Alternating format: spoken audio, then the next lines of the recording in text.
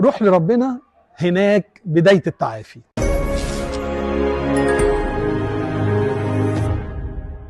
جايز بعد كل وجع، بعد كل معافرة، بتحس انك مش لاقي الطريق بتاع التعافي، تحس انك مش قادر تقوم وان المحاولة بقت تقيلة عليك.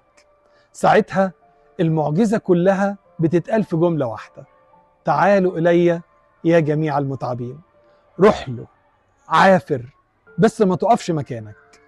روح للي شايف الصورة كاملة، للي فاهم وجعك من غير ما تشرح ولا تبرر ولا حتى تتكلم بكلمات. روح للي عمره ما خذلك مهما كانت خسارتك، صراعاتك، انهيارك. اسأله، اطلب منه، قرب ليه، روح له. مش دعوة، دي مكافأة لكل قلب موجوع. في العهد القديم لما الطريق كان غامق والاختيارات كانت فوق الطاقة، كانت الإجابة واحدة: تعالوا إلي. يعني لما توصل لآخر نفسك، لما الاكتئاب يزيد، لما الحياة تفقد معناها، روح عنده. هو الوحيد اللي يقدر يشفي كل ده.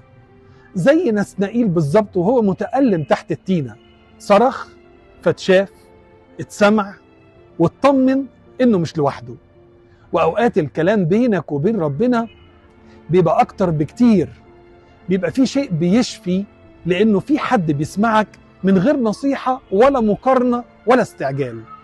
يا بخت اللي بيتوجع عشان يعرف مشكلته ويروح لربنا، لان هناك هيبتدي العلاج، هناك هيبدأ طريق اكيد اخر التعافي.